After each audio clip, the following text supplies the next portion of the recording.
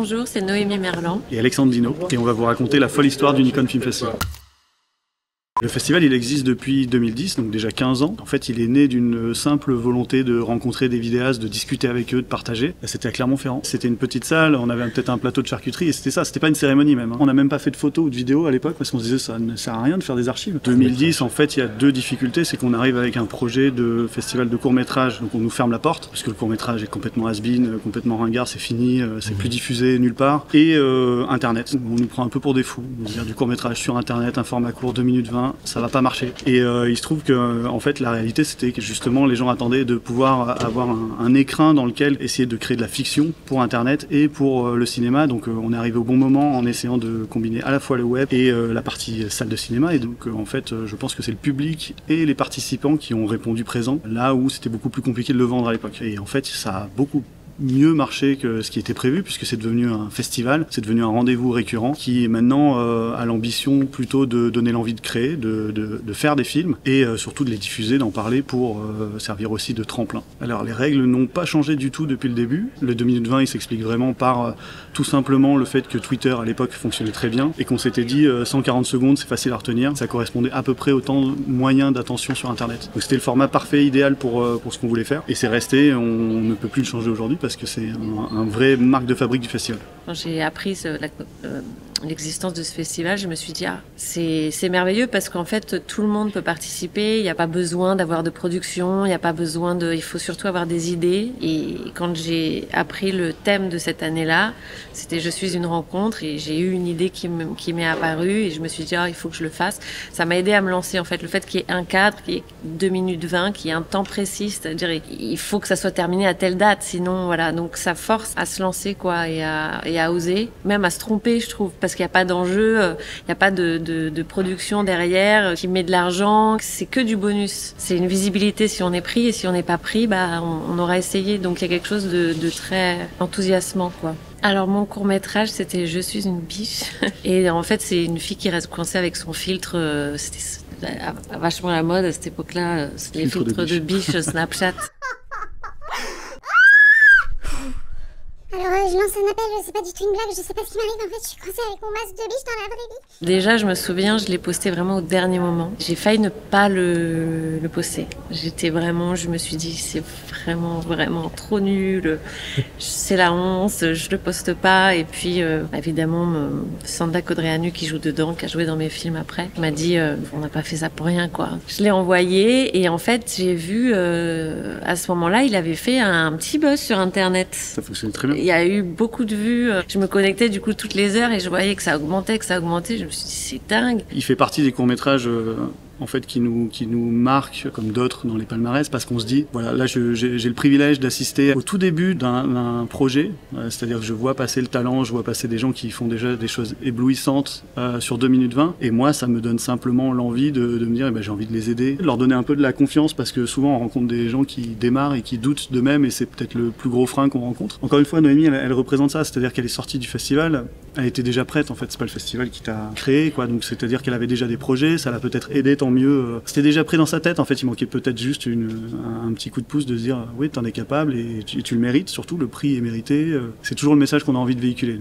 Je sais pas comment dire, pour moi ça a été il y a quelque chose qui a changé dans ma tête, je me sentais un peu plus légitime pour me dire ok concrètement maintenant je vais vraiment essayer de réaliser, je vais me prendre au sérieux par rapport à ça et je vais aller chercher des producteurs et je vais commencer à réaliser, donc ça a été le début de tout quoi pour moi. Il me semble que tu devais arriver un peu en retard à la cérémonie et en fait on a changé le programme pour que tu puisses assister à l'annonce, parce qu'il se trouve que les lauréats ne sont pas avertis avant et en fait ça nous tient tellement à cœur de créer ce moment où tu es dans une salle et tu apprends qu'un jury te décerne un prix. C'est ce moment où tu reçois quand même déjà l'accueil d'un public, donc dans les salles, dans les projections, et tous les retours des professionnels. Donc c'est l'événement physique qui nous tient à cœur particulièrement parce qu'on le sait et on l'a constaté en plus avec Noémie mais d'autres, que ça crée un vrai moment dans leur parcours et dans leur recherche de confiance, de validation, etc. Et on est dans cette salle maintenant, alors je dis on, que ça y est. Tu es dans la famille donc. Au début, on n'était pas là. Hein. Non. Mais moi, ça me fait tout bizarre, je suis dans le déni, je me rends pas compte. En 2020, c'était la 10e édition. On s'est dit, on envoie le paquet, 10e édition, on fait revenir les Avengers, c'est-à-dire tous les présidents, les présidentes. On fait revenir tous ceux qu'on a bien aimés, les anciens lauréats, etc. Madonna nous vole la date. Parce que Madonna faisait un concert au Grand Rex, donc elle nous fait déplacer la date, on se dit c'est pas grave, on déplace d'un mois. Et là, Covid, vous savez les fameux paliers, 2500 places, 1000 places, 500 places, 200 places, 0 place, annulé. Voilà, donc 2020, année Covid, année cérémonie au Grand Rex annulée, l'année d'après Grand Rex vide avec Éric Judor, et donc on a attendu 2 ans chez nous en se disant on a le Grand Rex, on veut le faire, donc 2022. Ça fait 3 ans maintenant. Alors cette année, moi je suis très émue d'être là, d'être membre du jury, enfin présidente du jury. C'est aussi une rencontre avec moi-même en tant que réalisatrice, ce festival. Dès le départ, quand on s'est dit 15e édition, moi j'ai tout de suite pensé à toi parce que ça faisait des années déjà qu'on y pensait. Et on se disait que je pense que tu es la personne qui incarne le plus le Nikon Film Festival parce que tu as commencé en 2017 chez nous et les gens t'ont suivi à travers ça et on t'a suivi nous, on a parlé de toi, on t'a suivi énormément, on a essayé de J'avoue, on m'avait fait de la pub, c'est très gentil. C'est important pour nous de montrer aussi que c'est pas juste une remise de prix, voilà le prix, ciao, on se reparle plus. C'est d'essayer de suivre un peu, d'aider si on nous le demande et d'accompagner en tout cas. Et voilà, donc ça faisait sens de se dire cette année on est arrivé à un moment où on peut se permettre ça, maintenant on peut faire revenir des anciens, des anciennes, membres du jury, lauréats, etc. Donc le jury est composé de beaucoup de gens qui ont déjà participé. Je trouvais qu'il y en avait qui avaient plus d'identité et donc plus de risques et donc plus d'erreurs, mais en même temps, ça prend des risques à une identité, c'est pas lisse. Ça c'est ouf, ça. Ça joue super bien aussi. Ça joue super bien, ouais. Tout ça, scénario? Hein?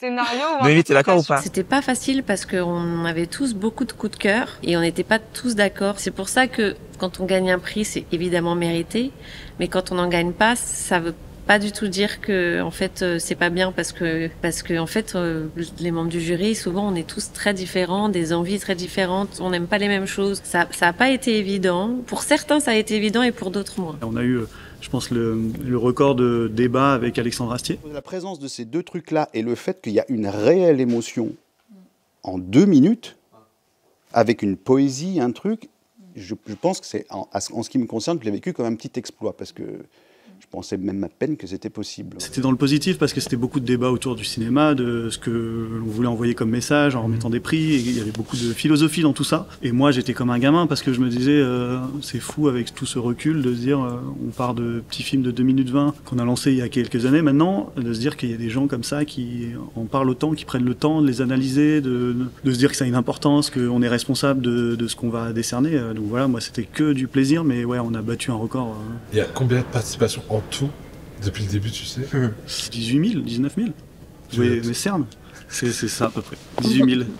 C'est comme les arbres, ça commence à se creuser, ouais, 18 000 à peu près, je crois. Ce qui m'impressionne le plus, c'est le nombre de très très bons films qu'on reçoit. Avec ou sans moyens, mais il y a de plus en plus de très très bons films qui mériteraient d'être tous diffusés dans des écrans, dans des salles de cinéma, etc. Il y a beaucoup de jeunes qui participent, donc les jeunes ont beaucoup de choses à dire et c'est important aussi de mettre ça en avant. Ils sont tous trop forts, il y a beaucoup de talents qui ne cherchent qu'à s'exprimer. Et donc il y a de plus en plus de gens qui ont des très bonnes idées, qui sont maintenant en capacité de faire des films et qui ont maintenant la possibilité d'aller jusqu'au bout, c'est-à-dire la diffusion, la rencontre avec un public, avec des spectateurs, ce qui n'existait pas il y a 15 ans. Merci à tous et vive le Nikon Film Festival!